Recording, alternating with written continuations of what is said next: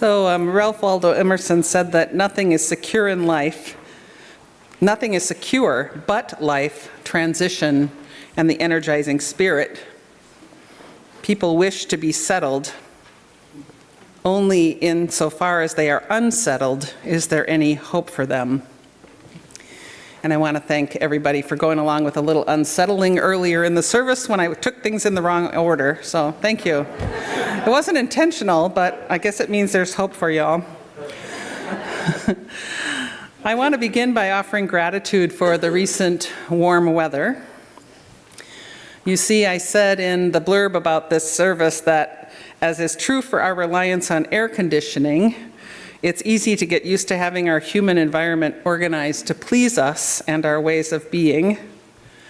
Now, I may take the analogy a little too far this morning, but just as there are benefits to sitting on the front porch to cool off on a summer night, there are benefits to choosing to be in the presence of difference, even when it makes us uncomfortable. And I want you to feel a bit uncomfortable today, which is why I hope this bit of heat means that you can identify with that feeling, as well as with the comfort that air conditioning offers. Maybe that will help my message to sink in a bit further. And I offer a little bit of a caveat in case you think I'm being a bit frivolous with this analogy. I do, of course, know that air conditioning saves lives. I know and am grateful for the comfort it offered my mother, whose multiple sclerosis left her with little tolerance for temperature change. I know that there are many people suffering in the world for lack of it. I also know the heavy tax it takes on our energy grid and its contribution, quite ironically, to climate change. So while I'm using air conditioning not literally, but rather to help us imagine feeling both comfort and discomfort, just know that I'm not unaware of the reality of air conditioning. So, do you feel more comfortable now? And of course, air conditioning is convenient and comfortable when it's sweltering outdoors. It takes the humidity out of the air, it allows us to breathe, to move freely, to get things done, to have physical energy, to put on one set of clothes and not have to change because they get soaked out from sweat. Air conditioning, allows our brains to think without the stress of heat and to relax and to sleep well, to get our work done in relative comfort. And no wonder we like it. We rely on it. In a similar way, many of us have found ways to control how we go about in the world. We travel in circles of familiarity, have friendships with the like-minded who speak the same language, take in the news and entertainment we choose, and find silos of connection on social media. And in our Western culture, it can be quite easy to live a conditioned life. We can begin to feel that the way we see the world is the best, if not the only way to exist. And without a doubt, a conditioned life is the easiest. It's been engineered to suit us. It's the path of least resistance. It makes collaboration and projects go smoother and faster.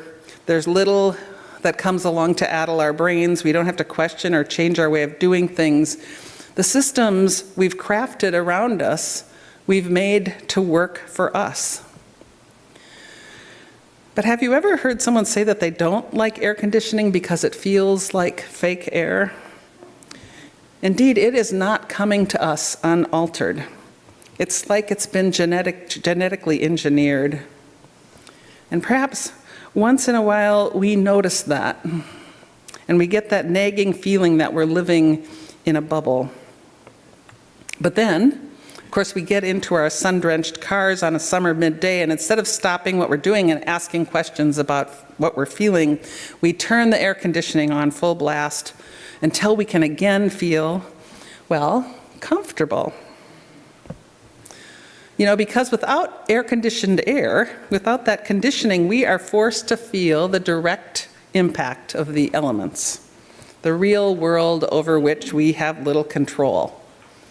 And so it's much easier to look away and step back into our own bubbles. And, well, of course, that is if we have the privilege of having such a bubble. And yet I would argue that a conditioned life is not the privilege it would seem to be. One of my favorite poems is Rumi's Guest House, which asks us to welcome and entertain whatever comes to our door. That is, to welcome whatever reality confronts us. Rumi said, even if it's a crowd of sorrows who violently sweep your house empty of its furniture, invite it in. Invite it in because it may be clearing you out for some new delight. And wouldn't that be something? To be cleared out for some new delight, some new possibility. So while uncomfortable, there promises to be huge benefit when we expose ourselves to the real world, to actually live in the real world, because it is there that we confront things that call us to engage in being self-reflective and to wonder why we feel unsettled, to stop, to ask questions. Why do I feel so uncomfortable? Do I feel threatened? Am I resisting something? What can I learn here? You know, it's in the real world that we find our greatest teachers, because there we encounter things as yet unknown, which indeed can be very uncomfortable for those of us with big brains.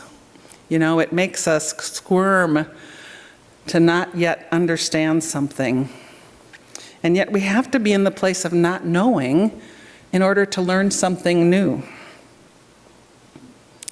In the real world, you know, that's where we're confronted with what Thoreau called the whole and genuine meanness of life. Of course, we can look at Thoreau's escape to the woods as an escape from real life. Yet for him, I think he went there to escape what had become a comfortable and removed existence, at least from the natural world. It is in the real world that we can know and feel the pain of others, where we can exercise our compassion, where we can find meaning and purpose. Now, my intent today is not to suggest any particular exposure to the elements. My concern, my focus is on my or our white normative experience of living in a comfortable space where our perceptions and experiences are centered. My concern is that the world around us is changing at lightning speed, and that there are big changes coming for this congregation too. And when we've gotten too comfortable, when we're confronted with things that jangle our reality, it's easy, maybe even natural, to react defensively, to go into hiding, to feel that we deserve our comfort, and that any challenge to that comfort is a threat, and that our privilege, our existence, is being attacked. And that means we stay stuck in places where we can't even imagine what it feels like to be free. Surely it's true that when we feel uncomfortable, we can react thoughtlessly and even harmfully. What if instead we could learn to welcome discomfort as an invaluable friend? You know, we have to be discomforted in order to embrace or encourage change. In the words of Dennis McCarthy in his book, A Gadfly Report, he said, "Progress and enrichment do not come from maintaining one's own comfort level." Enrichment can't come from maintaining our comfort. Enrichment and positive change come from becoming more comfortable with being uncomfortable. And so it would seem the skill we need is to exist in discomfort without the skill we need is to exist in discomfort without reactivity, to welcome it, and to learn to live with greater humility and curiosity. You know, to be willing really to stick it out in the real world. Now, don't go thinking I have this figured out. I'm not immune to feeling uncomfortable and wanting to get away from it. You know, let me be uncomfortably vulnerable here and say that sometimes, as one example, my introverted self can get quite uncomfortable and even judgmental in the presence of those who live big and loud. This, even though I believe in each person's right to express themselves. This, even though I want to delight in the many ways that we are different. And so I try, sometimes successfully, to just get curious in those moments and wonder why I feel uncomfortable, especially in the presence of someone who's living their authentic selves, to find those questions that have been patiently waiting for me so that something can get a hold of me and I might be changed. What are the questions patiently waiting for you? What are those places, those unconditioned places? Is it when you're in the midst of cultural difference, unfamiliar locations, gender diversity, maybe particularly as expressed in pronouns, in the company of a social class different than your own, in conversation with someone of a different political persuasion, or maybe when you see the truth of violence or genocide or famine around the world? How might you be changed by allowing yourself to be in those uncomfortable places, to stick with it and not to turn away or escape? Man, we resist that. It's so hard. But here's the thing, it's a practice. So it's completely normal for it to be hard and uncomfortable to be uncomfortable. Just know that making you uncomfortable is a part of my job as your interim minister. I am, in fact, your discomfort trainer. During a transition, more than ever it is true, as is often said, a minister's job is to comfort the afflicted and to afflict the comfortable. In Martin Luther King Jr.'s words, we must open ourselves to re-education, and in that process, change the narrative of how we view ourselves. We need to compel ourselves to acknowledge and to listen to those who are unlike us, those who are at the margins.